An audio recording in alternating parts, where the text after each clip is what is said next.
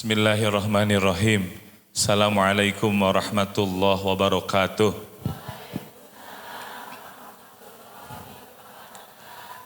Alhamdulillah. Alhamdulillahilladzi allafa baina qulubina fa asbahna bi ni'matihi ikhwana. Asyhadu an la ilaha illallah wa asyhadu anna sayyidana Muhammadan abduhu wa rasuluh.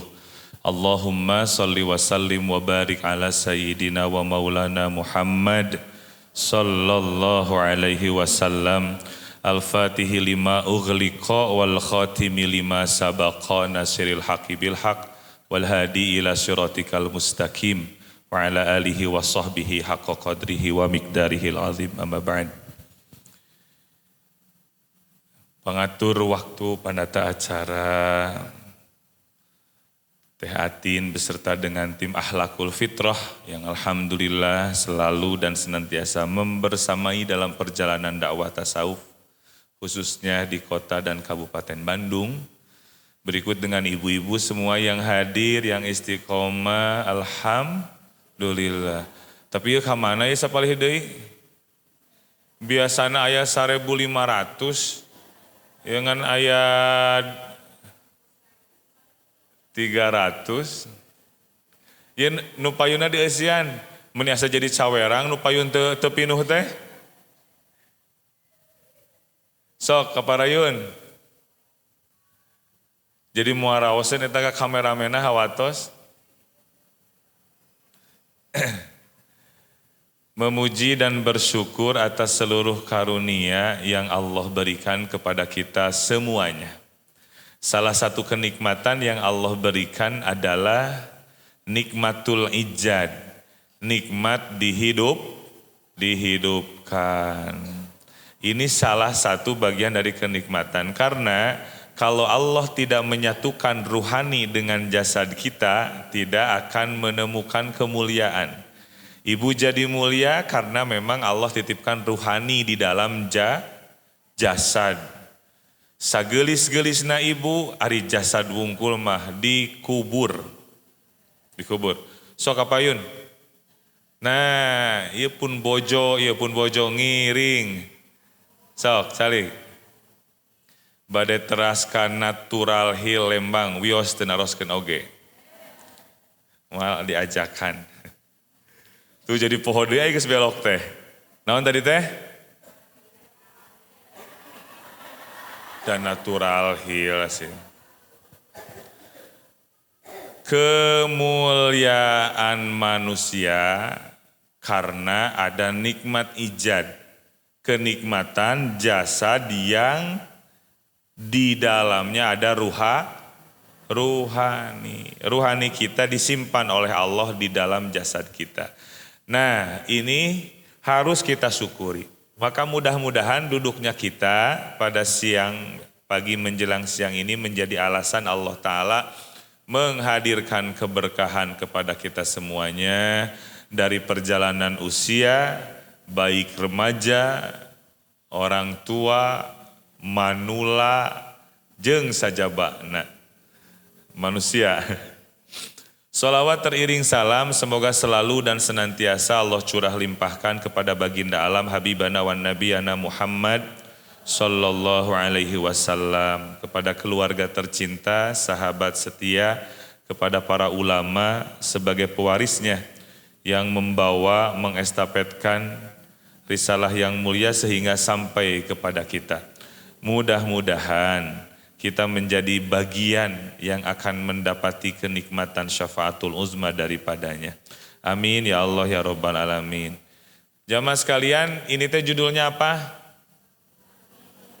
Bangkit di masa sulit. Nah, kita akan membahas satu hal ini menjadi bagian yang penting. Kenapa? Karena hari ini ada begitu banyak penyakit-penyakit yang sulit dideteksi. Sulitnya karena tidak terlihat oleh mata kita sendiri. Ada dalam kajian ilmu psikoterapi ada namanya anxiety disorder. Apa anxiety disorder? Kecemasan yang berlebihan. Budak ayeuna mah disebutna overthinking. Cana naon geus capek ti heula memeh ngalengkah. engke lamun kitu bakal kieu. Ke lamun geus kieu nya teu kitu-kitu, lamun geus kitu tuluy kitu nya moal kieu. Terus aja di pikiran. Lelah enggak, Bu? Lelah, belum apa-apa sudah lelah. Nah, jika kita melihat pada runutan di 2 bulan yang lalu, pernah sampaikan, hidup ini tentang energi. Jadi manusia itu akan terhubung satu dengan yang lainnya. Ibu kalau sudah berinteraksi sosial, suka capek enggak? Capek ya, karena ada energi yang terkuras. Jangankan gitu, Bu, dengar curhat orang saja, itu teh capek sebetulnya. Mendengarkan dia yang capek, kita pun sebetulnya capek. Kenapa? Karena kita harus terlibat ke dalam masalahnya. Iya nggak sih? Ya. Makanya kenapa psikolog mahal? Karena setiap satu hari itu 10 pasien saja sudah 10 masalah yang berbeda-beda dan beratnya karena kita harus menyelam masuk pada masalah-masalah yang sedang dialami oleh si pasiennya. Nya termasuk atau ayeunanya termasuk curhat 1 2. Widi bade nelpon. Mualami da sakedap bayangkeun 3 jam dong. Urang teh muhun. Iya. Oh, gitu. Eta teh 3 jam teh bagi dia mah asa baru. Ketahuannya ketika handphonenya lobet. Cenah atos 2% atau seulanya. Atau surang geus 3 jam. Melelahkan itu.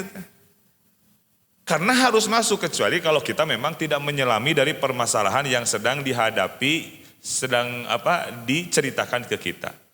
Nah, kesulitan-kesulitan dalam kehidupan, maka hari ini diangkat. Apakah mungkin seseorang bisa bangkit di masa yang sulit? Sangat mungkin.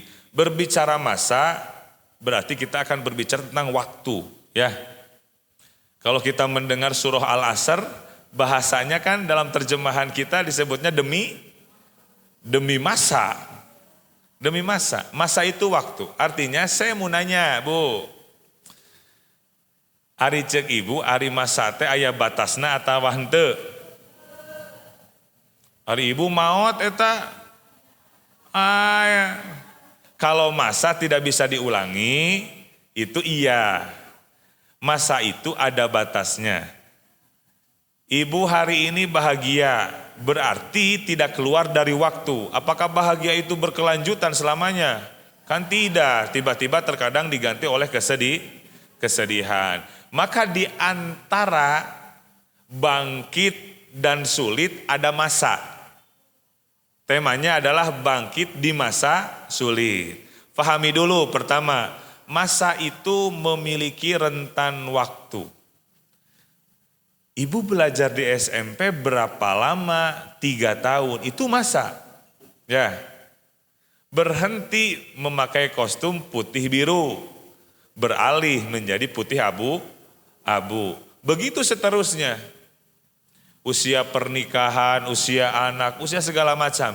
Itu ada masanya. Dunia itu serba dibatasi. Maka pahami betul saat menghadapi kondisi sulit. 1, pahami. Bukan berarti kesulitan itu adalah takdir sampai akhir hayat kita. 1 itu. 2, pahami bahwa jika ibu sedang dalam fase kesulitan, pahami ibu tidak sendirian. Ibu udah repeh banget. Ibu tidak sendirian. Cung di dia nu teu pernah sulit hirupna. Semuanya pasti mengalami. Semuanya mengalami. Artinya kenapa ini menjadi poin? Karena tabiat manusia itu akan mencari titik yang sama. Betul? Akan selalu mencari kesamaan. Masih ingat kisahnya? Anak sekolah yang telat datang ke sekolahnya? Tah kieu jeung ibu teh resepna. Babari poho ngaji teh. Geus atuh bang diingetan deui. Satu ketika ada anak SMP yang sedang berjalan menuju sekolahan. Dia mencoba melihat jam di tangannya sudah menunjukkan pukul 7 kurang 3 menit. Sementara gerbang itu akan ditutup pada pukul 7 naon? 7 teng, 7 pas.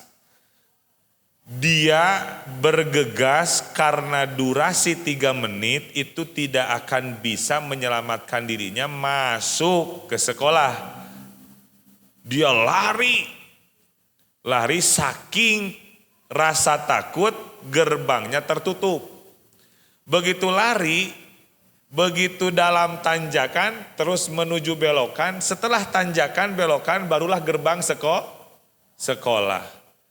Begitu lari belok ke kanan, di depan gerbang sekolah setidaknya ada 17 teman-temannya yang punya kasus yang sama dengan dirinya. Apakah dia tetap berlari atau terus berhenti? Dia berhenti lalu berucap, Alhamdulillah.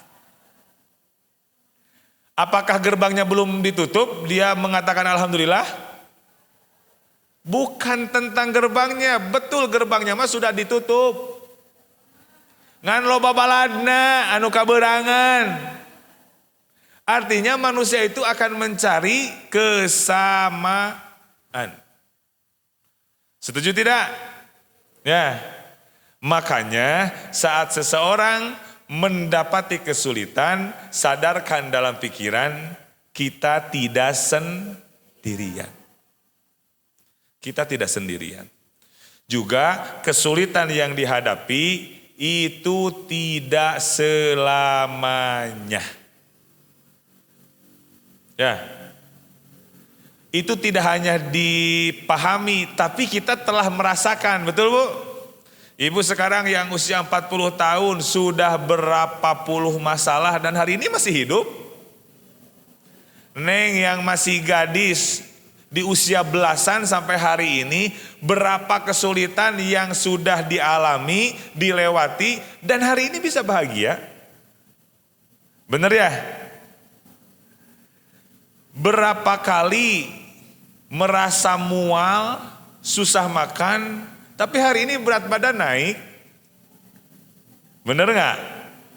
Berarti kita telah melewati masa sulitnya. 2 poin ya Bu ya. Poin pertamanya apa? Menghadapi kesulitan. Eta mah nomor 2 Teh Tina. Nomor 1. Kesulitan itu bukan berarti selamanya. Tidak akan selamanya. Yang kedua, jika sedang di masa sulit, maka pahami bahwa kita itu tidak sendirian. Setelah dipahami, konsep ini dirasakan. Orang yang bisa merasakan itu yang mengalami, sementara kita telah mengalami. Iya kan? Sulitnya mengandung, sulitnya mencari makanan yang enak agar tidak dimuntahkan. Ya kan? Trimester pertama, sulitnya istirahat, duduk salah, berbaring salah, kemana-mana bawa 2 nyawa, masa-masa sulit. Puncaknya saat berbaring di mana? Sedang berbaring di tempat persalinan. Begitu terdengar teriakan anak, berhenti masa sulitnya sekalipun dalam kondisi sakit. Betul apa betul? Betul. Nah, makanya pada fase yang ini ada satu bagian dalam ilmu psikologi namanya mental resilience. Resiliensi. Apa resiliensi? Kemampuan seseorang bangkit di masa sulit. Bangkit di masa apa? Di masa sulit. Bahasa resiliensi ini awalnya diambil dalam sebuah proyek konstruksi. Ada namanya resiliensi itu dalam jembatan. Ibu, proyek membuat jembatan, saya baru tahu.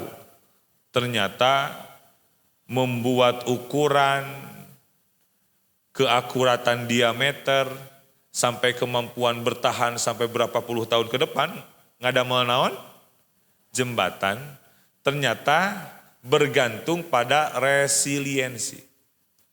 Kemampuan si jembatan itu lurus kembali. Jadi ketika bebannya semakin berat, si jembatan teh menyesuaikan. Suramadu lah contohnya. Sok pilari di Google. Apakah ada resiliensi? Ada. Kalau tidak begitu akan patah. Jadi ketika beban berat, ka bawah etanana teh. Si naon teh? Si jembatanana teh karena beban. Tapi tidak lama lurus kembali. Itu namanya resiliensi. Maka ini diambillah dalam ilmu psikologi, dalam ilmu psikoterapi. Manusia ternyata Allah berikan modal memiliki mental resiliensi. Mental bangkit kembali.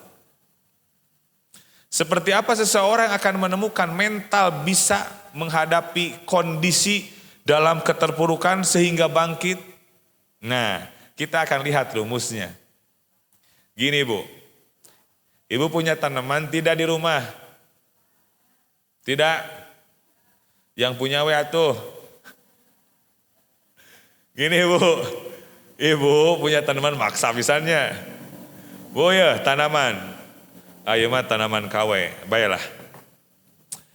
Contoh ieu teh naon bunga hidup. Ya. Bunga itu bisa tumbuh kembang karena apa? Selain hidup, disiram. Apakah hanya disiram saja? Tidak. Di apa? Dipupuk. Apakah dipupuk saja? Tidak juga. Apa yang lebih dasar? Itu mah bukan yang dasar Ibu. Meni hayang tengah bejaan ya, Bu atuh bulah. Taluk itu, taluk. Taluk. Bunga. Ibu ya. Bunga bisa tumbuh kembang itu betul dirawat. Betul harus diberi pupuk. Tapi yang paling dasar harus ditanam. Nah, sorry. Ibu bener? Iya kan? Ditanam. Ada yang lebih dasar dan ditanam. Harus ada media sosial deh. Tanam. Nah, ya media tanam nanya. Contoh, ya teh naon disebutna? Pot. Bunga bisa tumbuh kembang karena satu ada media tanam. Kedua, ada tanah untuk menanam. Betul? Ketiga, tanahnya harus dipadatkan. Ya, harus di apa? Dipadatkan. Satu tadi apa? Media tanam. Yang kedua, tanah untuk menanam. Gini, media tanam itu laksana hidup. Kalau tidak hidup, kalau tidak ada media tanam, tidak akan bisa menanam. Nah, yang kedua ada tanah. Tanah itu ujian atau masa kesulitan. Nah, semakin banyak ujiannya, berarti semakin banyak tanahnya. Semakin ditekan ujian kehidupannya, berarti semakin ditekan apanya? Tanahnya. Semakin akan tumbuh kembang. Ya gak? Bu, kalau sekarang ada media tanam, ada tanaman, dipurulukan ku urang ku tanah, purulukan ya wungkul. Tumbuh kembang gak tanamannya? Gimana dong harus tumbuh kembang? Ditambah apanya? Tanahnya. Setelah ditambah ngapain? Padatkan. Baru nanti akarnya akan keluar. Betul? Nah inilah mental resiliensi. Jadi ada media tanam, ada tanah untuk menanam, Dan ada teknik untuk menekan tanahnya sehingga tanaman itu bisa tumbuh, akarnya bisa kuat. Itu tanaman loh Bu. Apalagi dengan manusia. Kan sama-sama makhluk hidup, punya kekuatan. Jadi kalau misalkan kesulitannya bertubi-tubi, ditekan sana sini, maka lahirkan satu potensi mengakar, menguat. Salahnya kita seringkali mencari kekuatan kepada yang lemah. Mencari kekuatan itu kepada yang maha kuat. Ya enggak? Ibu lamun teu boga duit ulah ngadeukeutan jeung nu teu boga duit, ge pajenggut-jenggut jeung nu gundul. Ya Bu. Lamun teu boga duit ngadeukeutan anu loba. Ibu lamun lapar teu boga sangu, deukeut anu boga. Sederhana bukan? Ya enggak? Sesederhana itu permasalahan kita. Jadi dalam masa sulit kita butuh yang menguatkan. Sementara yang menguatkan itu dalam perjalanan inner game. Seseorang akan kuat 80% lahir dari dalam dirinya. 20% itu potensi dari luar. Saudara yang menguatkan, ada istri yang memperhatikan, ada guru yang menasehati dirinya. Kekuatan dari luar tidak akan bisa menjadikan seseorang berubah jika dirinya tidak menghadirkan kekuatan. Bagaimana menghadirkan kekuatan di masa-masa sulit? Ya kuatkan dan sadarkan kita. Satu, kesadaran akan kelemahan diri. Kedua, kesadaran bahwa lemahnya diri ini ada yang menciptakan, dialah yang maha kuat. Dekati yang maha kuat agar menerima kekuatan. Artinya di masa sulit kita harus tersambung kepada yang maha kuat dengan membangun pola pikir yang tadi. Dulu juga sulit, geningan ayeuna mah biasa aja. Ya enggak? Ibu pernah ditanya, ada yang sering nanya, gini Ibu, pernah gak sih ngalamin masa sulit? Atau enggak nanya juga, kadang ibu suka menjelasin sendiri. Baheula mah, cenah gitu ya. Jeung bapana jadi kontraktor. Kaditu kadieu ngontrak. Ngontrak di dieu 3 kali 5 ruanganana teh. Sabaraha urang eta Bu? 7-an. Geuning 7-an, mohon abdi jeung bapana ditambih beurit 5 keluar asup. Jadi 7-an di jero teh. Dulu saat ngalamin beda saat sudah ngelewatin. Jadi gini, kisah pahit itu saat ngalamin serasa tragedi, tapi saat nyeritain serasa komedi. Bener nggak? Dan kita nikmat aja ceritanya, ya nggak? Cerita ke anak geningan, baheula mamah jeung bapak teh. Maneh mah ayeuna kana motor, mamah mah apal tuh suku jadi jebrag. Ieu teh baheula leumpang mamah mah unggal poe. Dibahasakeun ke anak dengan bangganya. Tapi apa yang dia ceritakan dengan sebegitu lantangnya itu beda dengan yang dialami dahulu. Ada air mata berjatuhan. Ada harapan yang dikuatkan, betul kan? Fase sulit hari ini, fahami itu tidak akan selamanya, nggak akan selamanya. Pohon pun berterima kasih kepada tanah. Pohon pun berterima kasih kepada manusia karena memadatkan. Pohon berterima kasih kepada hujan karena adanya hujan. Tanah itu semakin banyak yang menekan akarnya sehingga lahir akar-akar yang kuat berangkat dari tanah yang semakin banyak. Dan tanah ini adalah gambaran kesulitan hidup. Ibu lamun teu sulit hidup, kumaha caritakeun ke anak incu. Mama dulu pernah ngasih sulit, mamah mah enggak tahu kenapa, mungkin karena mamah mah darah biru. Jadi Mamah mah kemana-mana teh gini aja nggak pernah menemukan kesulitan. Setiap ingin golosor aja datang gitu. Wah, eta keur ngawadul eta. Wah mungkin sih kayak gitu. Nggak mungkin. Nggak mungkin seperti itu. Ya, dua hal yang tadi. Di balik dua hal ada kekuatan di dalam diri. 80% itu kekuatan di dalam, 20% kekuatan dari luar. Banyak mana? Dari dalam. Maka kenapa banyak orang yang tidak memiliki mental resiliensi. Orang yang memiliki mental resiliensi itu seperti kieu ya. Ibu sok ningali tukang bangunan ngalungkeun bata bu.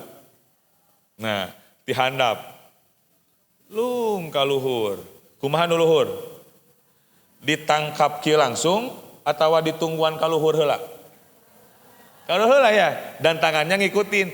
Saat di awang-awang tenan bahasa Indonesia na. Saat bata di awang-awang teu ngeunaheun ya. Saat bata mengudara, gaya, emangnya pesawat. Melayang di leuwih gaya teh ingat tuh bu. Saat melayang, nah tangan yang itu pun ikut. Set. Ya. Biar apa coba?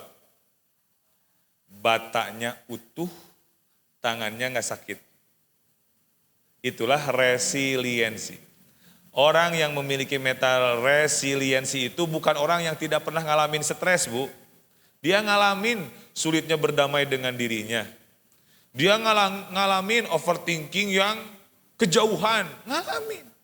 Tapi dia memiliki satu mental namanya mental resiliensi. Sehingga dia bisa mengambilnya dengan sangat baik. Bata nanaon mulusnya.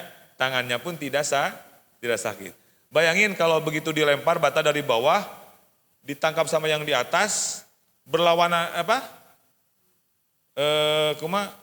Berlawanan arah. Ini naik, ini turun. Ya sakit. Begitunya. Ya kan? Akan jadi sakit. Nah, itulah resiliensi. Maka ketika menemukan masalah langsung ikuti masalahnya dulu. Ya. Bata dilempar, ikuti pergerakan apanya? Batanya, kan gitu gravitasinya. Jadi ketika datang permasalahan, datang kesulitan, gimana cara mengikutinya? Meridoi akan takdir Tuhannya. Ridho. Ini kan mindset full. Artinya pola pikir yang benar-benar utuh dalam pikiran kita. Lah kemarin juga selesai. Waktu itu juga di saat sulit saya bisa bangkit. Dan kekuatan itu dibangun oleh diri kita sendiri. Kemudian apalagi yang sekiranya bisa meneduhkan. Surah Al-Insyirah yang sama-sama kita paham tentang ayat ini. Ayat yang mana nih? Ayat 4 sama 5 ya? Sing coba bareng gerak. A'udzu billahi minasyaitonir rajim. Bismillahirrahmanirrahim. Alam nasrah laka sadrak wa wada'na anka wizrak alladhi anqadha zahrak wa rafa'na laka zikrak. Fa inna ma'al usri yusra. Inna ma'al usri yusra. Fa idza faraghta fansab wa ila rabbika farghab.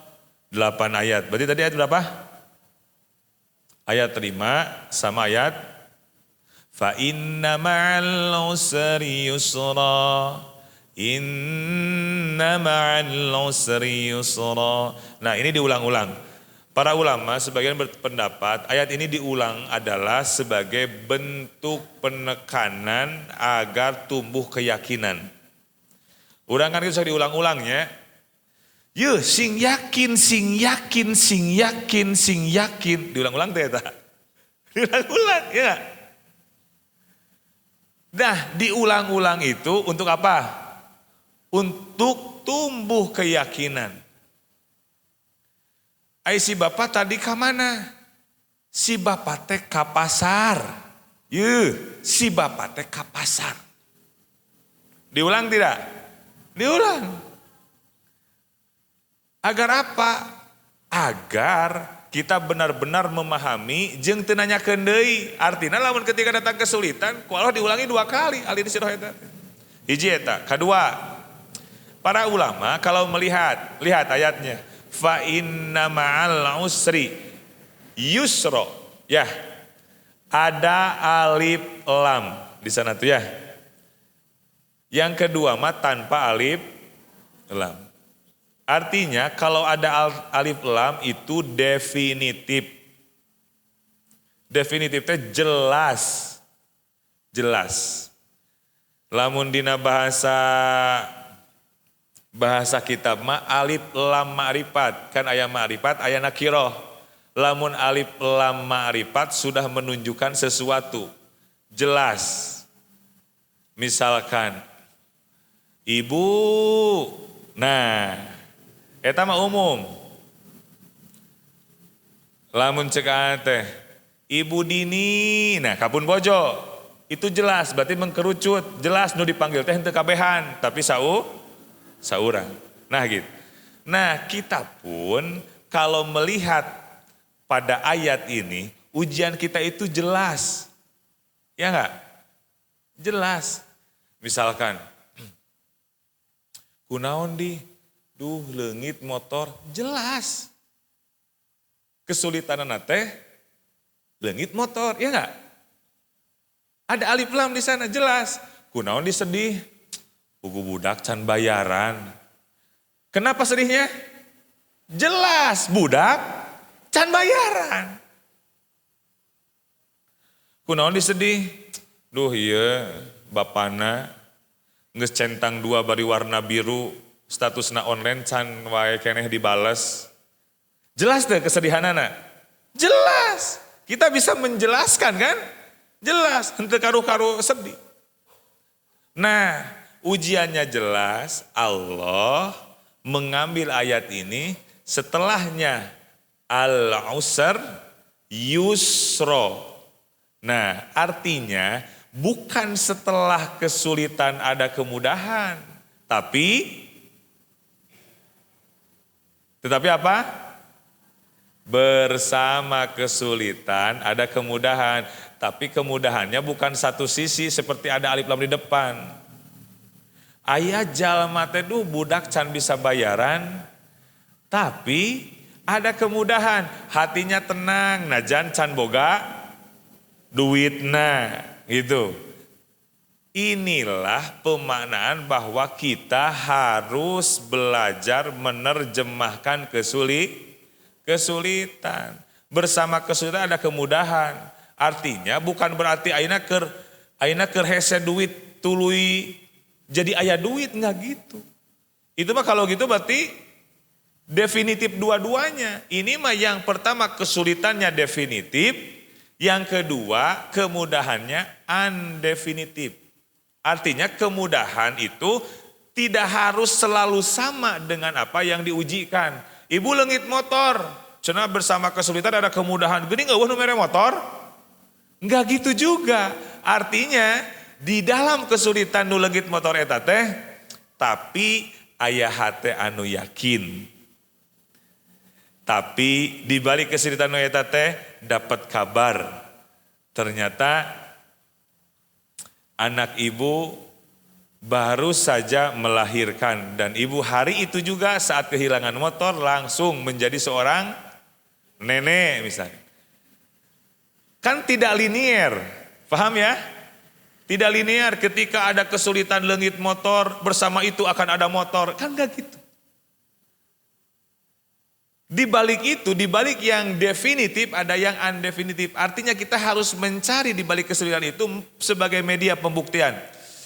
Bersama kesulitan ada kemudahan. Apa yang akan Allah hadirkan dalam kemudahan? Sementara saya hari ini sedang mengalami kesulitan.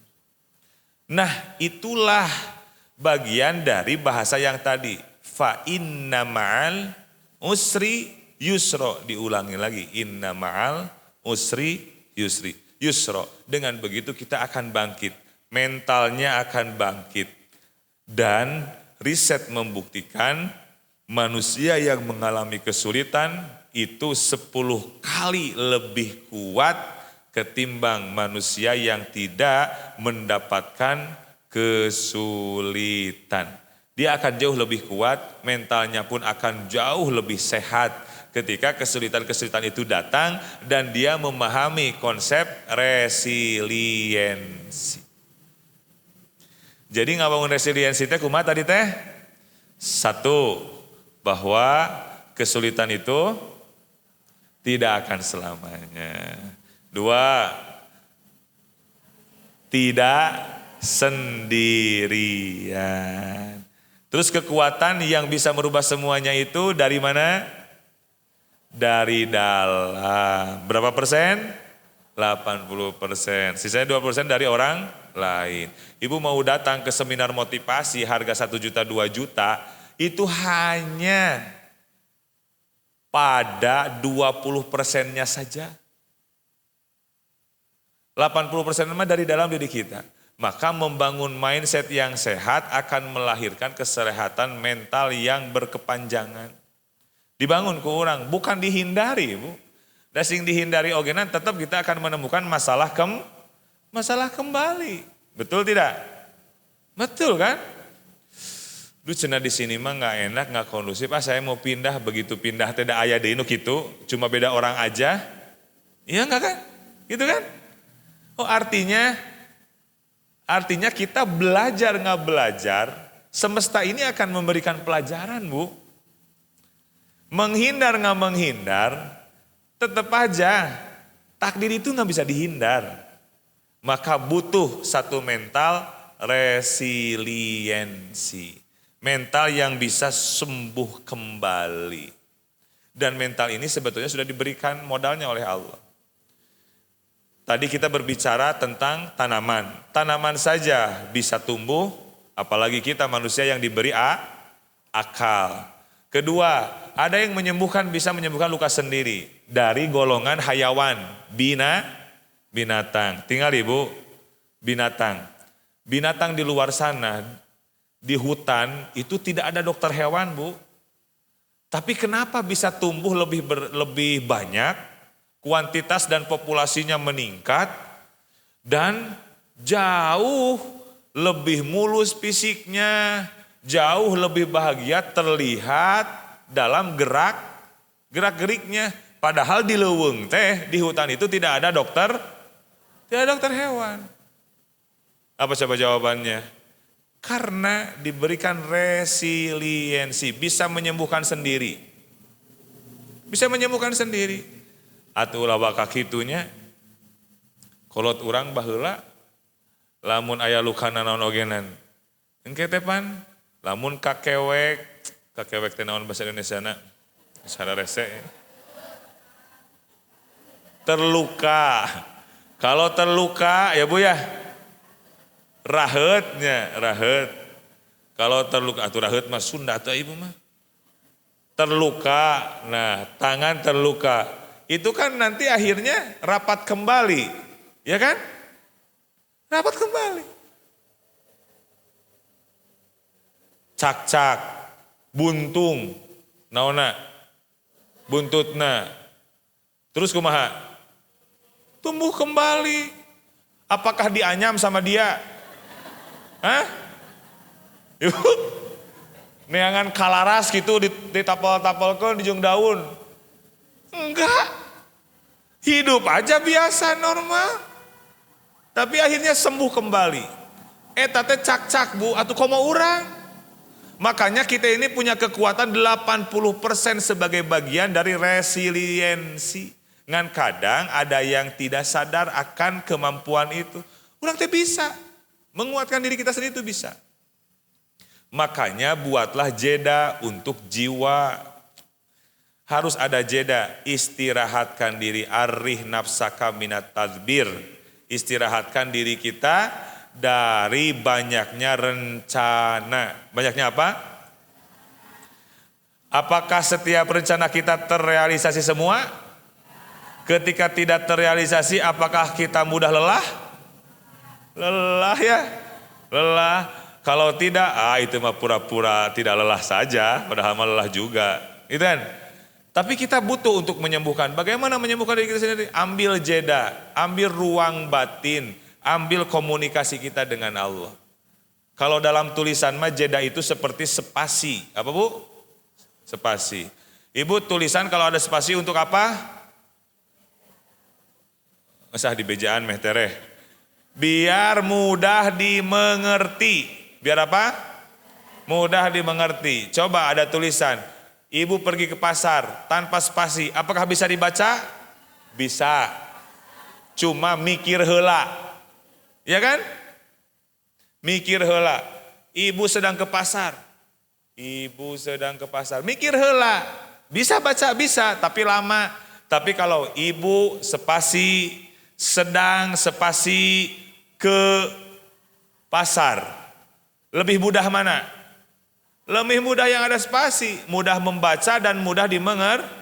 Maka jika kita ingin mengerti akan takdir di balik kesulitan, buatlah jeda untuk jiwa, buatlah spasi merenungi kembali. Dengan begitu, maka nanti akan lahir mental resilient yang signifikan dalam kehidupan kita sehari-hari.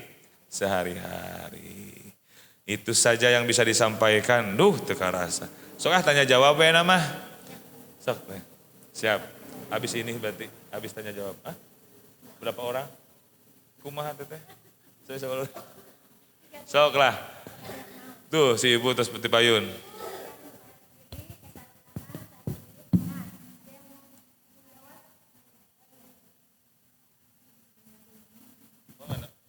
Ibu ke depan atuh.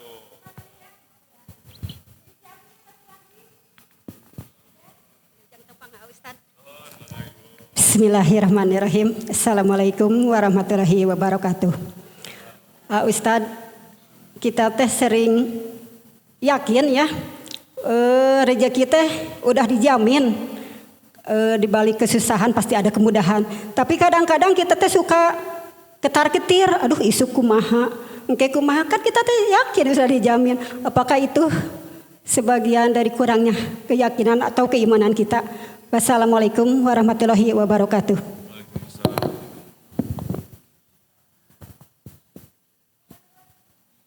Mana? Sok.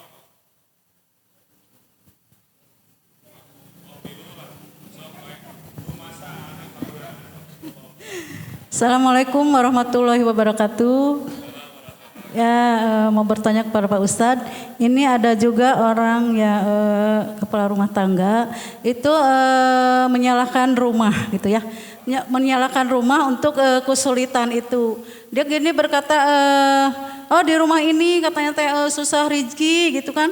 Ada yang percaya seperti itu. Terus kita pindah rumah, semoga itu ada perubahan gitu kan. Tapi kan dia orang itu malas bekerja. Nah seperti itu. Itu gimana itu apa contoh yang masalah rumah itu, apa itu akan apa masalah dari rumah atau itu cuman itu aja. Assalamualaikum warahmatullahi wabarakatuh.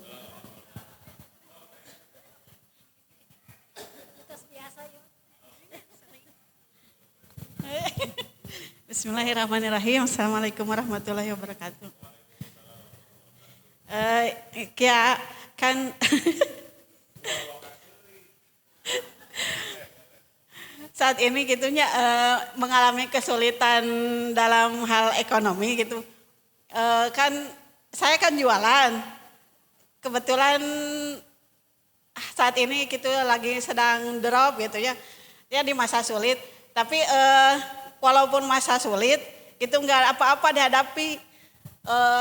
Tapi yang jadi masalahnya ada yang di sebelah gitu ya.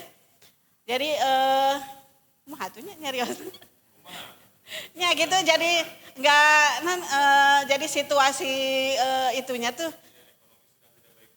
ya itu mah bisa diatasi gitu ya. Ya tapi ada satu lagi di namanya situasi lingkungan gitu. Jadi di lingkungannya tuh nggak kondusif gitu. Bukan, jadi nggak kondusif tuh kan ada yang nyewa di pinggir tuh, tapi kemanya dalam bahasa terus sering ruang riung gitunya, terus aya istri nu non ngarokok gitu pokoknya mah ya gitu. Nyata itu jadi nanti males gitu untuk berusaha teh gitunya, biasa ke pasar teh biasa gitu. Nah jadi solusinya tak untuk menghadapi itu yang lain juga memang mungkinnya udah sama gitu, cuma bisik-bisik aja gitu tah. Tapi di balik kesulitan ini juga sebenarnya ada Allah memberikan rasa kebahagiaan gitu. Ini ya bagaimana caranya untuk menghadapi taya gitu. Ya gitu ya. Siap, yuk, salam. 3, langsung jawab. Bismillahirrahmanirrahim. Pertanyaan yang pertama. Tiru, mohon hati-hati, naon teh nomor kahiji teh? Oh yakin akan rezeki itu ya?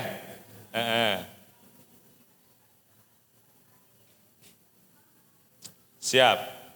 Nah, sebetulnya ini sudah dijawab sih di beberapa bulan yang lalu. Tapi mencoba mengingatkan kembali. Saya suka dengan pertanyaannya ulang-ulang. Agar jawabannya pun tidak harus mencari yang lain.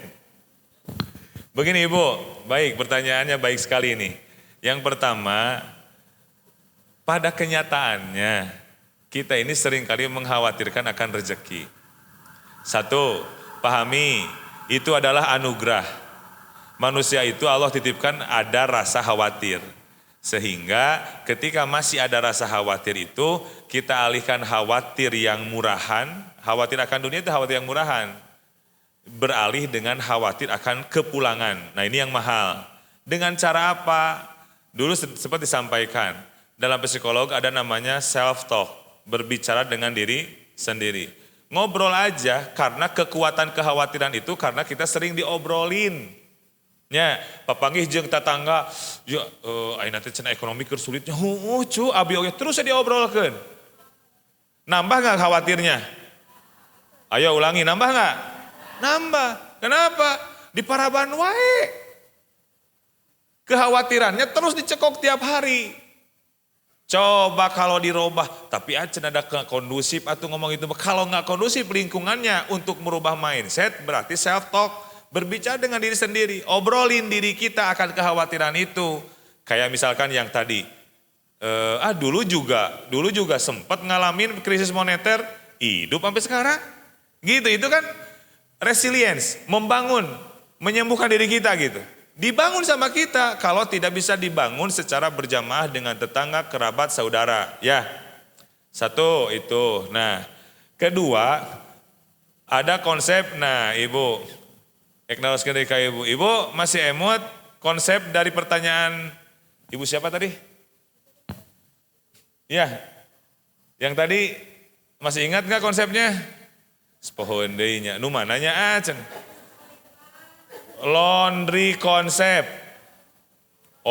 Cing kumaha? Ibu, kumaha Ibu? Ibu kumaha laundry konsep? Nah, semakin banyak cucian, semakin bertambah kebahagiaan. Bukan tentang cucian, tapi itu tentang cuan. Ya, Ibu kalau sekarang merasa gundah gulana, khawatir akan rezeki di kemudian hari, semakin ada rasa khawatirnya, semakin ada pahala tuh di dalamnya. Ya, nambah ujiannya berarti akan nambah pahalanya. Jadi yang dilihat itu bukan cuciannya, betul mata ini melihat pada cucian. Tapi kenapa orang bisa bahagia? Kan kayak orang gila, ya enggak? Udah tumpukan cucian dia bahagia, kan gak lucu. Ya kan? Tapi kita memahami itu, dianggap itu normal. Betul kan? Kita menganggap itu normal. Kenapa? Karena kita paham betul, dia tidak sedang melihat beratnya cucian. Dia sedang melihat cuan di balik Cucian. Yang kedua, konsep laundry itu akan berbicara tentang keyakinan. Keyakinannya gini. Orang yang ngelondri misalkan 20 kilo. Terus yang nerima jasa laundrynya bahagia. Ya enggak? Kenapa dia bahagia? Tadi, karena tidak dibalik cucian ada Yang kedua, karena dia percaya yang ngasih 20 kilo itu akan bayar. Coba kalau dia nggak percaya bahagia nggak? Bahagia nggak? Enggak dong. Loh, nu kamari ge 10 kilo tuh dibayar. Ya kan? Nah, bahagia itu karena keyakinan. Begitu dikasihin cucian 20 kilo terus di laundry dia sambil siulan, ya kan? Sambil nyanyi-nyanyi, duitnya udah dapat belum? Belum. Bahagianya udah dapat belum? Udah, duitnya belum dapat, bahagianya udah dapat. Wajar tidak? Wajar. Maka wajar kalau ada orang yang beriman dapat ujian dia bahagia. Surganya udah dapat belum? Belum. Tapi dia sudah mendapatkan kenikmatan surga semenjak di dunia. Kenapa? Karena dia percaya sama janji Tuhannya. Kita pun sering percaya sama janji yang memberikan janji, ya kan? Ibu, minggu depan mah kita mantai yuk ke Pangandaran. Bahagia tidak Bu? Ke Pangandarannya udah belum? Seminggu itu ibu bahagia loh. Ya kan? Tapi dipatahkan ketika kata si bapak, nggak jadi, nggak ada duit. Kan gitu. Kita sama makhluk saja diberi janji sebegitu tenang dan yakinnya. Masa diberi janji sama Allah nggak tenang-tenang? Berarti permasalahannya di kepercayaan. Permasalahannya di iman. Sementara iman di dalam fokus kita berarti membersihkan. Nah itu. Gitu Bu. Ya self talk ngobrol be Bu. Tapi sok ngobrol. Bisa percaya tak tahu pun pojo. Sok ngobrol sorangan abdi. Ya tadi aya rawah riwih di tukang. Cenah eta hari teh bojona dua lain eta pun lancek. Eta pun lancek nyarangan pun bojo. Tah gitu, eta mah pertanyaan anu teu kasebut bieu mah. Jadi dijawab tanpa ada Nah, terus nu kadua tadi tentang rumah ya Bu ya. Nah, apakah betul hal itu? Begini Bu, kalau bicara tentang rumah, ini ada dua hal yang berbeda. Satu, kita pun harus menyepakati, tapi ada korelasi. Memang ada rumah yang tidak kondusif, kan rumah kabeh bagus, tidak kondusif. Ternyata ada korelasi antara medis dengan ilmu agama. Contoh misalkan rumah lembab. Ternyata rumah lembab sudah ada hijau, ada lumut sampai warna hitam, itu tidak baik pada kesehatan pernapasan.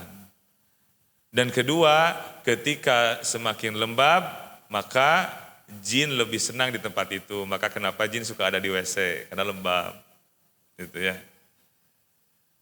Apakah lembab sama dengan dingin? Enggak, bisi cenah abi mah orangna dingin cenah.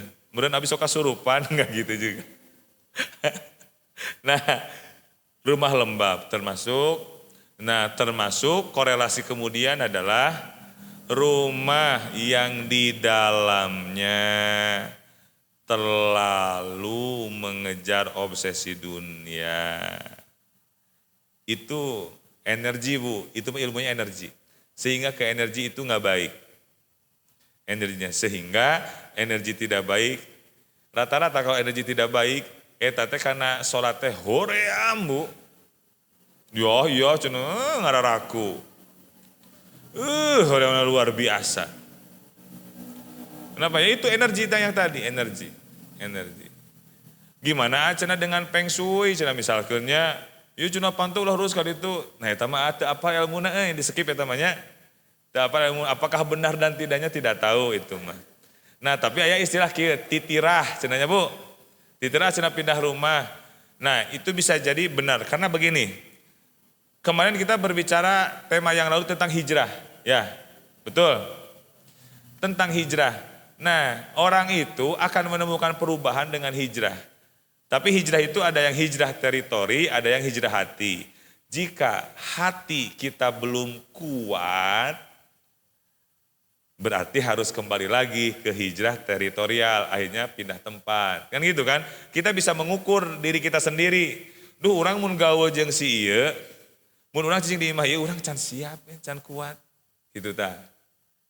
Nah, itu diperbolehkan dengan hijrah tempat untuk sebuah perubahan. Dulu pun baginda Nabi pun kan sama-sama berhijrah.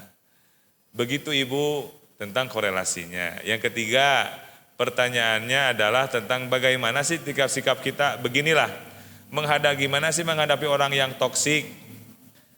Nah, dengan orang yang toksik itu, satu, kenal harus untuk dekat kita mengukur kemampuan diri kita sendiri. Mengukur. Seperti yang tadi kan, kita itu kan ketemu orang sering lelah kan. Lelah ketemu orang teh. Apalagi yang introvert, itu lelah gitu. Eta can ngalengkake geus lelah. Karena yang introvert itu tidak akan keluar dari overthinking, dia overthinking duluan. Atuh bayangin Bu, yang overthinking mah nyimpen ayam goreng saja nggak beres-beres. Beres digoreng, ditunda di penggorengan. Engke lamun misalkeun ku ucing kumaha? Ditutupan, tapi da ucingnya bisa mukaeun panci. Pindahkeun cenah kana wadah, nya kana wadah. Pindahkeun kana wadah. Atuh da dina lomari. Engke mun ku berit kumaha? Dicokot deui teh. Tuna di dieu, engke mun ka kebulan kumaha? Geus dituna dina lomari baju, tapi ketang engke lamun bajuna bau, itu sajam teu beres-beres Bu. Nggak, dia lelah sendiri, akhirnya geus we dihablemkeun kabeh. Nah, ini yang menjadi penting, mengukur diri kita sendiri kemampuannya sampai mana. Bisa gak sih kita menilai kita gitu? Mampu gak sih kita masuk ke mereka? Jika tidak masuk, menyapa mah harus. Tapi untuk misalkan stay dengan mereka berlama-lama, sementara kita belum kuat secara mental psikologinya, mental psikoterapinya, mundurlah. Kumaha cenah da sok risih lewati aja gitu. Tapi tegur sapa mah itu mah harus gitu. Harus. Gitu teh. Ada yang lain lagi?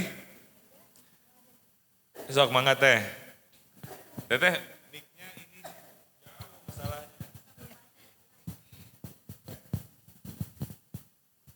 Di sini aja. Assalamualaikum warahmatullahi wabarakatuh.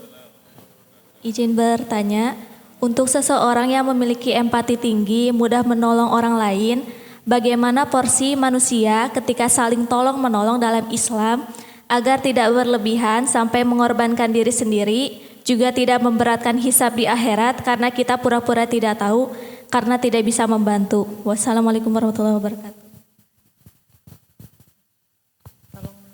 Waalaikumsalam warahmatullahi wabarakatuh. Bagus nih pertanyaan. Begini teh. Jadi saya harus mikir jawabannya juga harus bagus ini. Begini Bu, tentang tolong menolong ya. Ada orang yang memiliki kecenderungan empati lebih banyak. Sehingga terkadang mengorbankan dirinya. Ya.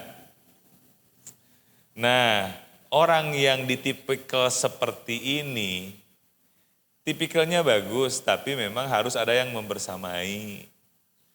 Orang yang pejuang kayak lilin tuh, dia siapa Pak?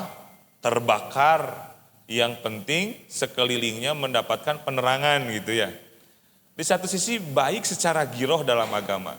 Di sisi yang lain pun ada sisi yang negatifnya. Harus bagaimana cara membangun keseimbangannya. Kira-kira begitu ya Teh ya. Membangun keseimbangannya.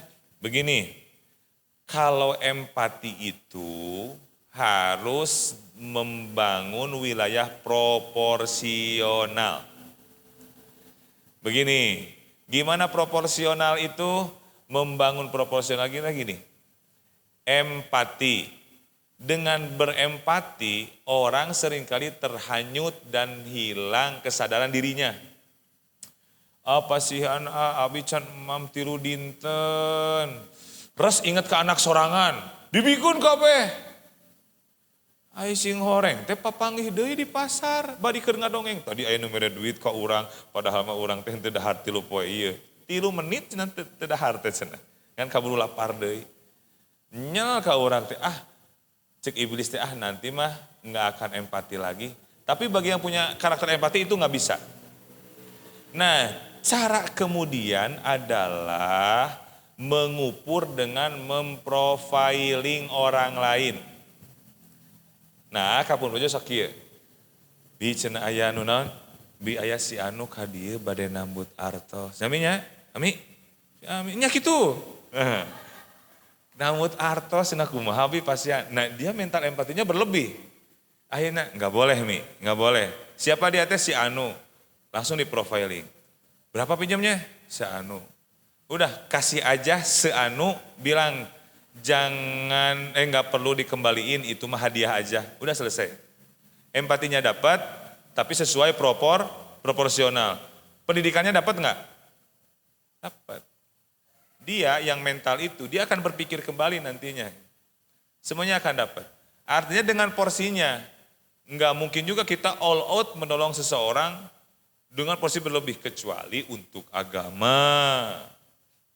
All outnya. Tapi secara psikologi untuk menyelamatkan diri kita dari kekecewaan. Kan batin seringkali yang empati itu kekecewaannya berlebih juga. Nyesel saya nolongin dia, tahu gini mah gak usah diapa. Gak usah ditolong. Itu teh sakit ke dia.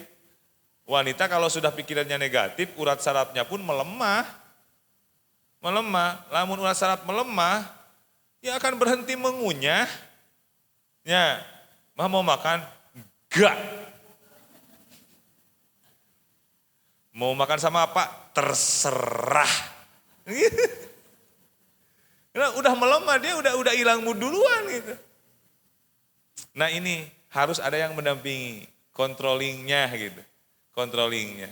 Di samping itu kembali pada pertanyaan yang pertama, gimana tuh udah gak ada yang ngontrolnya, dibangun dengan self-talk. Berbicara ke diri sendiri. Dibangun itu. Jika memang tidak menemukan perkembangannya, diulangi aja terus. Pun butuh waktu 7 tahun untuk itu teh. Mengganti bahasa yang negatif ke dalam diri, diganti dengan bahasa yang positif. Karena itu tentang asupan. Ibu, aya 2 munding. Munding anu kahiji mah di parabanana teh sapoe sakali, nu kadua munding teh di paraban sapoe 3 kali. Mana nu lintuh? Munding nu dikasih makan 3 kali, mana yang gagah? Yang dikasih makan 3 kali. Maka itu tentang asupan kita sendiri. Empati bagus, tapi ketika empati tidak controlling, ini pun akan menyakiti batinnya sendiri. Dikontrol dengan self-talk, berbicara kepada diri sendiri. Kasih asupan-asupan itu tentang bahwa empati itu proporsional, empati proporsional. Dibangun. Dan nantinya perlahan itu akan membaik karena asupannya lebih banyak asupan yang disematkan oleh kita ketimbang asupan yang disematkan oleh iblis. Kenapa oleh iblis? Ini pun telah disampaikan dahulu ya. Iblis itu menggodanya dohiron waba. Secara dohir ada teman yang membisiki negatif. Ya, nu ngagosip teh iblis nu kerja di jelema eta teh. Gitu teh. Ada lagi yang membisik, yang masuk kepada lintasan hati, lintasan di pikiran. Contohnya dulu apa Bu? Masih ingat?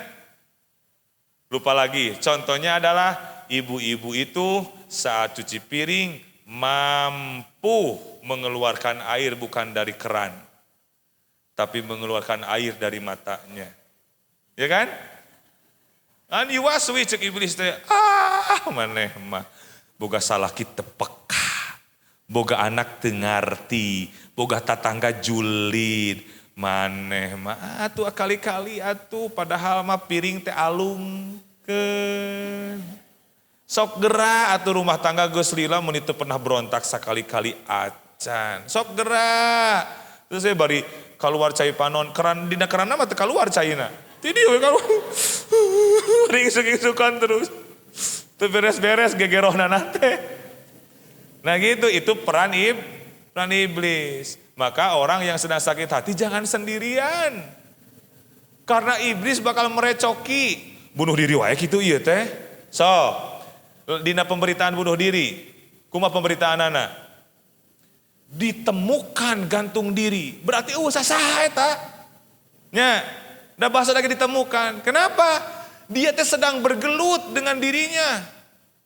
Bergelut. Bahkan ada yang sampai memukuli dirinya.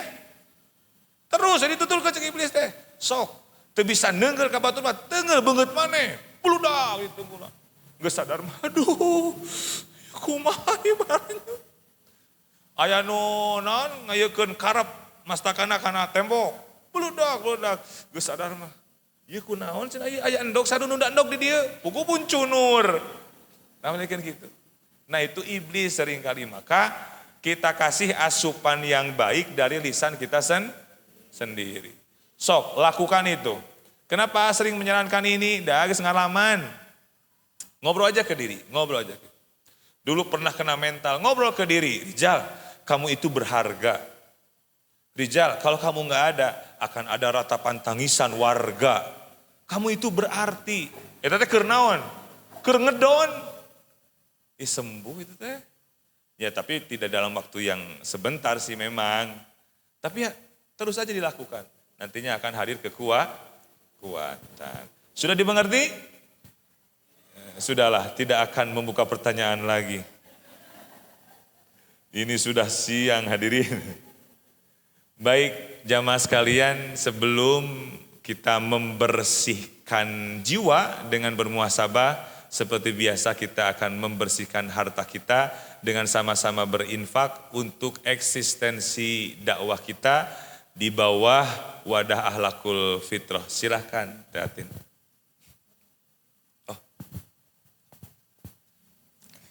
Astaghfirullah Rabbal baraya Astaghfirullah minal khotoya Rabbi zidni ilman nafi'a wafikni amalan solihah astaghfirullah rabbal baraya astaghfirullah minal khotoya Rabbi zidni ilman nafi'a wa wafikni amalan maqbula wa la habli rizqan wasi'a wa tub alayya taubatan nasuha wa tub alayya taubatan nasuha. Baik jemaah sekalian, kita telah di penghujung acara, di penghujung perjumpaan kita. Mari sama-sama gomidu a'yunakum. Sama-sama kita memejamkan mata, menundukkan kepala. Mari kita melihat jauh ke dalam diri kita masing-masing. Dengan mata terpejam, pikiran akan tenggelam, menyelami dari hiruk pikuk episode kehidupan yang pernah kita lakukan, yang pernah kita lalui. Sama-sama tenggelam dengan penuh kejujuran, menatap dan melihat diri kita masing-masing. Siapa kita yang sebenarnya? Apa yang sering kali kita perbuat? Hadirin rahimakumullah. Mari kita melapalkan istighfar di dalam hati saja. Kita awali dengan ta'awud dan basmalah, selepas itu silahkan beristighfar masing-masing di dalam hati. A'udzu billahi minasyaitonir rajim. Bismillahirrahmanirrahim. Astagfirullah, astagfirullah, astagfirullah. Lisan basahi dengan beristighfar, kemudian antarkan hati penuh kejujuran kepada Allah Rabbul Izzah. Hadapkan hati kepadanya, yakinkan dalam pikiran hudurul qalbi ma'allah. Hadir hati beserta dengan Allah. Yakinkan dalam hati Allahu syahidi, Allahu hadir. Allah menyaksikan, Allah melihat seluruh episode kehidupan kita.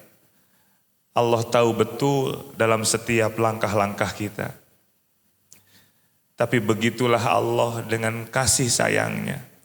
Padahal Allah melihat sendiri perbuatan dan kemaksiatan kita. Tapi Allah tidak memberhentikan pengurusannya. Allah tidak memberhentikan kebahagiaannya. Allah tidak memberhentikan rezekinya. Allah tidak memutus kenikmatannya sekalipun Allah tahu betul kemaksiatan kita. Bahkan di balik itu Allah malah menutupi aib-aib kita masing-masing. Jamaah sekalian, di mahsyarnya Allah nanti benar-benar kita akan telanjang. Tidak ada sehelai benang pun yang menempel dalam kulit kita nanti. Tapi pada waktu yang itu di antrian yang begitu panjang dan begitu lama, miliaran manusia dikumpulkan oleh Allah Ta'ala. Tidak ada satupun yang melirik kepada tubuh yang lainnya. Tubuh yang eksotik, tubuh yang indah, sedikit pun tidak akan menjadi santapan mata laki-laki. Satu pun, satu detik pun, semuanya tertunduk. Penuh kengerian, penuh kekhawatiran. Karena semakin melangkah, akan semakin dekat pada gilirannya. Itulah yaumil mahsyar. Hari di mana pertanggungjawaban itu akan Allah laksanakan sesuai dengan janjinya. Maka jamaah sekalian, sebelum tiba pada masa kita tertunduk, sebelum pada masa kita benar-benar menyiapkan laporan pertanggungjawaban kita di hadapan Allah Ta'ala, mari sama-sama kita menundukkan kepala. Karena menunduk kepala hari ini adalah menunduk yang masih ada kesempatan Allah mengampuni dosa, yang masih ada kesempatan di mahsyarnya nanti kita mendapati naungan la zilla illa zilluh, naungan saat semua tidak mendapatkan naungan. Ada golongan-golongan manusia yang mendapatkan keteduhan di balik miliaran manusia penuh dengan kepanasan. Ada manusia saking panasnya, ada manusia yang meleleh kulitnya, ada yang jatuh bola matanya, ada yang tertunduk sejajar dengan telapak kakinya. Bahkan saking panasnya terik matahari di atas kepalanya, pori-porinya membesar.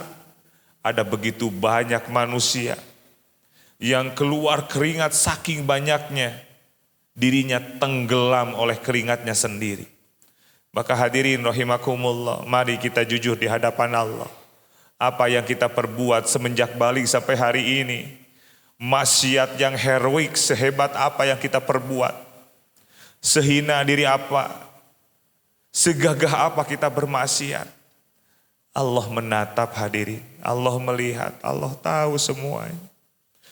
Bahkan seringkali kita diuji dengan dibukakan tabir kesalahan orang lain. Kadang hati merasa jauh lebih mulia, jauh lebih pantas ketimbang orang lain yang sedang Allah bukakan aibnya kepada diri kita. Padahal di balik itu semua, kita pun memiliki permasalahan-permasalahan yang Allah tutupi. Aib-aib diri yang sampai hari ini kita masih tetap menjadi orang yang terhormat. Mendapatkan penghormatan dari tetangga, dari sanak saudara, dari kerabat, bahkan dari suami tercinta.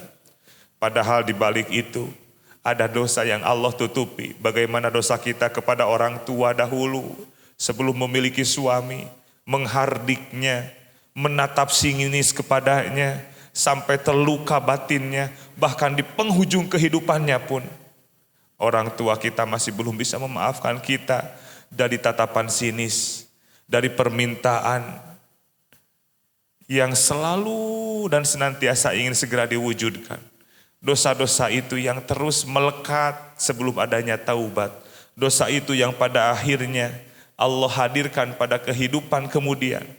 Di kehidupan rumah tangganya mendapati permasalahan. Boleh jadi itu adalah dosa kita saat remaja. Kepada sanak saudara, kepada sahabat yang setia membersamai, terluka batinnya oleh kita. Atau boleh jadi kepada orang tua kita, yang sampai sepeninggalnya kita belum bisa meminta maaf kepadanya. Padahal sang ibu dan ayah kita benar-benar membuka ruang batinnya akan menerima dari setiap permohonan maafnya. Tapi kita belum mohon maaf kepada mereka. Bagaimana kita akan diampuni dari dosanya? Sehingga ini mengkristal menjadi dosa-dosa di kemudian hari. Dosa yang Allah hadirkan pada rumah tangga, dosa yang Allah hadirkan pada usaha, dosa yang Allah hadirkan pada semesta. Inilah yang menjadi bagian hadirin. Hari ini Allah hadirkan gundah gulana, Allah hadirkan kekhawatiran tak berujung. Boleh jadi dosa-dosa kita yang belum sama sekali memohon ampun kepada Allah. Maka di tempat yang mulia pada siang hari ini, mari sama-sama kita jujur di hadapan Allah. Jujur di hadapan Allah di balik kerudung yang indah. Ada hati penuh kebusukan. Di balik gamis penuh keteduhan, ada hati yang kepanasan. Panas melihat rezeki orang lain. Panas melihat orang lain jauh lebih tinggi daripada diri kita. Penyakit hasad yang tersemat di dalam jiwa kita. Jiwa semakin panas bergejolak, tidak menerima akan takdir. Padahal gamisnya dengan warna penuh keteduhan. Jujur hadirin di hadapan Allah. Allah tahu betul. Allah tahu betul. Siapa di antara kita yang tidak menghargai suaminya? Siapa yang di antara kita yang bahkan didolimi oleh suaminya? Allah tahu betul. Bahkan sampai detik ini ada orang tua yang boleh jadi hadir duduk di majlis yang hari ini, yang terluka batinnya dengan satu takdir suaminya, satu takdir dari anaknya, takdir dari tetangga dan orang-orang yang dicintainya. Mari sama-sama kita rangkul batin kita, sama-sama sambungkan kepada Allah yang memiliki kekuatan. Sadarkan jamaah sekalian pada hati. Dunia ini gak akan lama.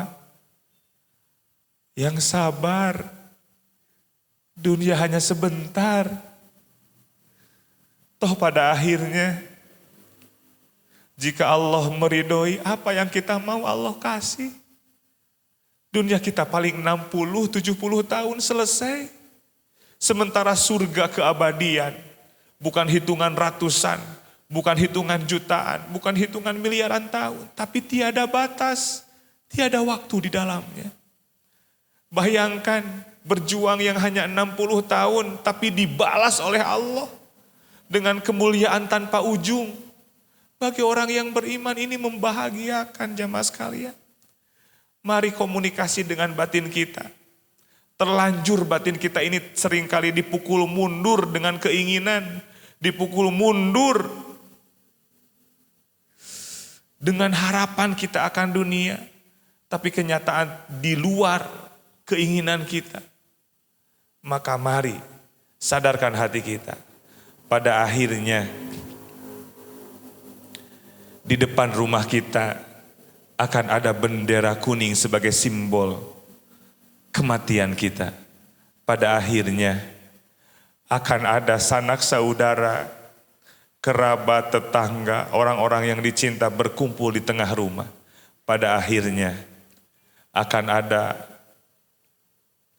sesosok manusia yang terbujur kaku, dibungkus kain kapan, dikelilingi oleh tangisan-tangisan para tetangga, anak, keluarga.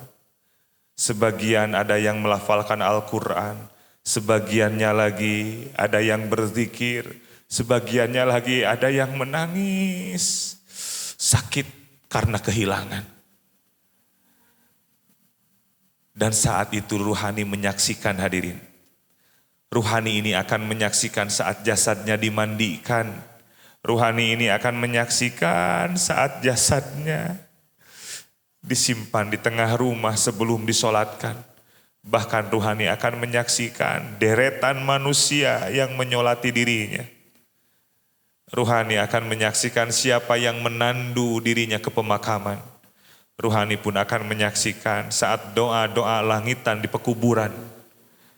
Kemudian ada ruhani yang menjerit saat sanak saudara, orang yang dicinta, mereka yang melafalkan doa. Semakin lama suara sandalnya mulai tidak terdengar. Semakin lama suara sepatunya semakin hilang. Kemudian sepi tanpa suara. Gelap tanpa secercah cahaya. Saat itulah ruhani tersadar. Rob, inikah yang dinamakan barzah? Ia pun bercerita kepada Allah. Ruhaninya pun mulai hadir penyesalan. Ya Allah, inikah yang disebut dengan alam kubur? Rob, aku tidak pernah merasakan gelap segelap hari ini. Aku tidak pernah merasakan kengerian sengeri hari ini. Aku tidak pernah merasakan kekhawatiran sekhawatir hari ini. Saat itulah ruhani menjerit. Maka jamaah sekalian, mari hujamkan dalam dada. Lafal istighfar.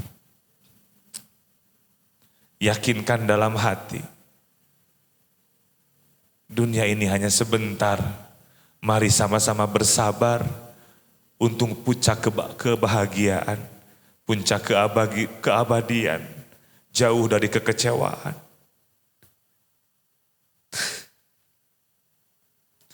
Maafkan. Siapapun yang melukai diri kita, maafkan. Jika ada yang dilukai oleh suami, maafkan. Ada yang terluka batin oleh anak, maafkan. Jika kita ingin pulang bahagia, maafkan semuanya. Ada tetangga yang sampai detik ini masih membuat kita lelah di setiap hari.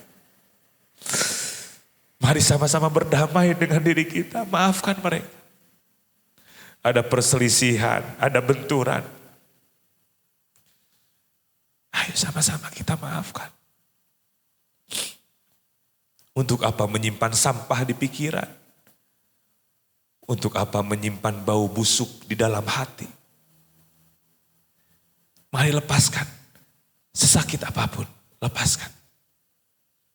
Lepaskan. Ya Nabi, salam alaika. Ya Rasul, salam alaika. Ya Habib, salam alaika. Salawatullah alaika. Ya Nabi, salam alaika. Ya Rasul, salam alaika. Ya Habib, salam alaika.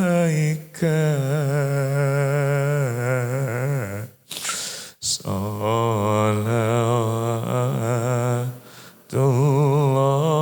alaika. Angkat kedua tangannya. Allahumma sholli ala Sayyidina Muhammadin Nabi Lubi wa ala alihi wa sahbihi wasallam. Ya Rasulullah, kami datang berwasilah kepadamu ya Rabb. Kami rindu kedamaian sebagaimana Engkau bisa berdamai dengan kesulitan. Kami rindu laksana bagaimana Engkau merindukan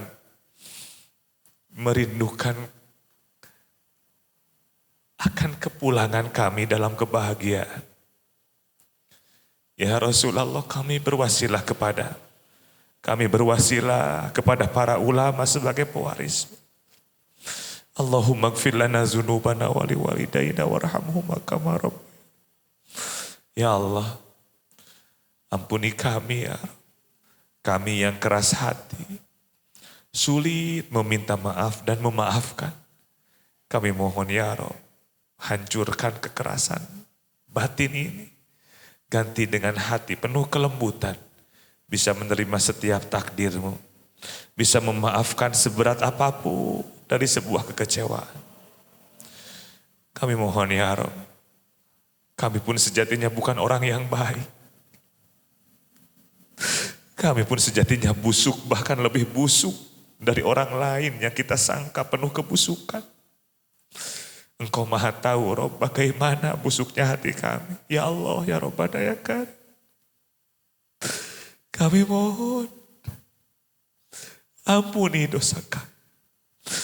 Ampuni dosa semenjak balik. Dosa kami kepada sahabat saudara kami. Dosa kami kepada guru kami. Dosa kami kepada orang tua kami. Hanya dosa yang bisa kami torehkan ya Rabb. Ampuni ya Rabbana ya Karim. Ya Allah, kami pun memohon dengan segala kerendahan diri kami di hadapan-Mu. Ampuni pula dosa orang tua kami. Kerutan di wajahnya adalah saksi bisu bagaimana mereka berpikir keras untuk membahagiakan kami. Langkah yang tertatih-tatih adalah saksi bagaimana langkahnya memperjuangkan kami. Kami mohon, andai di antara kami ada yang orang tuanya telah berpulang, telah berada di barzah-Mu, bahkan andai di antara kami ada yang orang tuanya sedang mendapatkan siksa dari-Mu, kami mohon dengan keberkahan dan kemuliaan majlis pada siang hari ini, Roh, hentikan siksanya lalu ganti dengan kenikmatan barzah-Mu, kenikmatan raudhah min riyadil jannah. Ya Allah, ya Rabbana ya Karim. Allahumma inna nas'aluka ilman nafi'a. Rabb, titipkan kepada kami ilmu yang tidak sekedar ilmu, tapi ilmu yang Engkau titipkan cahaya di dalamnya, agar terang benderang langkah kami menuju Engkau Sang Maha Cahaya. Wa qalban khosyian. Rabb, titipkan kepada kami hati yang penuh kekhusyuan, serius dalam beribadah kepada. Wa yakinan shodiq. Titipkan kepada kami keyakinan yang benar, sebagaimana keyakinan para sahabat akan-Mu dan akan pembimbingnya, yakni baginda Nabi. Berikan pula kepada kami, wariskan ya Rabb, wariskan. Wa amalan mutaqabbal. Akhirnya kami berharap dari setiap gerak-gerik hati, gerak-gerik langkah kami, jadikan seluruhnya bernilai ibadah ya Rabbana. Rabbana hablana minas solihin. Ya Allah, titipkan kepada kami anak keturunan yang soleh, anak keturunan yang soleha. Dan mampukan kami menjadi pribadi yang soleh, ayah yang baik, ibu yang bersahaja, anak yang tutur katanya penuh kelembutan, melahirkan hikmah dari apa yang dibicarakan. Rabbana hablana min azwajina wa dzurriyyatina qurrata a'yun waj'alna lil muttaqina imama. Ya Allah, andai di antara kami ada yang sedang berseteru di dalam rumah tangganya, berlelah-lelah dalam egonya, sampai sakit hatinya, Rabb, dengan rahmat dan kasih sayang-Mu kami mohon, lembutkan hatinya, damaikan dalam perselisihannya, berkahi rumah tangganya ya. Subhana rabbika rabbil izzati amma yasifun. Salamun alal mursalin walhamdulillahi rabbil alamin. Al-Fatihah. A'udzubillahi minasyaitonirrajim. Bismillahirrahmanirrahim. Alhamdulillahi rabbil alamin arrahmanir rahim maliki yaumiddin. Iyyaka na'budu wa iyyaka nasta'in ihdinas siratal mustaqim. Siratal ladzina an'amta 'alaihim ghairil maghdubi 'alaihim waladdallin. Rabbighfir lana wa liwalidayna. Jamaah sekalian, itu saja yang bisa disampaikan, kurang lebihnya mohon maaf. Semoga sisa usia kita menjadi sisa usia yang merasakan perhatian Allah.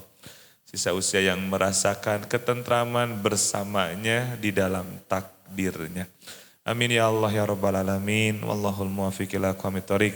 Assalamualaikum warahmatullahi wabarakatuh.